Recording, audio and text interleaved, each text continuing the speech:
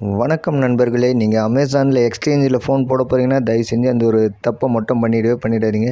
ஏன்னா ரீசெண்டாக நான் அந்த மாதிரி பண்ணிட்டேன்.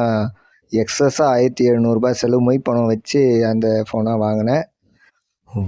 என்ன சொல்கிறாங்க அப்படின்னு பார்த்தீங்கன்னா, நம்ம ஃபோனை வாங்கி விஷுவலாக செக் பண்ணுறதில்ல, அதுக்கு ஒரு ஆப்பில் வச்சு தான் செக் பண்ணோம். அதுவும் நம்ம சிம்மு போட்டு நம்மளே மறுபடியும் ரீபூட் பண்ண ஃபோனில் மெயில் ஐடி போட்டு ஓப்பன் பண்ணி அதை ரன் பண்ணோமா, அது அந்த டெலிவரி பாய்க்கு தப்பாக பண்ணி போட்டு விட்டா அதுக்கும் நம்ம காசு கொடுத்தா தான் ஃபோன் தருவானாமா. என்ன ஒரு நூதனமான ஒரு திருட்டுத்தனத்தை ஃபாலோ பண்ணிகிட்ருக்காங்க அமேசானில் இப்போது. ஸோ அந்த ஆப்பை முதல்ல உங்களுக்கு சொல்லணும். அந்த ஆப் என்னன்னு பார்த்தீங்கன்னா, டெலிவரி பாய் வந்த உடனே உங்ககிட்ட சொல்கிற ஒரே வார்த்தை என்ன தெரியுமா?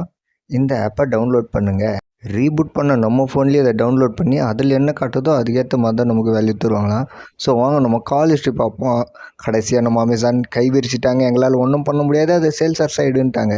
அப்படியே எனக்கு மனசு ஒடிஞ்சு போகிற மாதிரிச்சு. என்னடா இது அமேசானில் இப்படி ஒரு ஃப்ராடுத்தனமா? இந்த மாதிரி ஒரு சூழ்நிலை வந்தால் நீங்கள் என்ன பண்ணுவீங்க ஃப்ரெண்ட்ஸ்?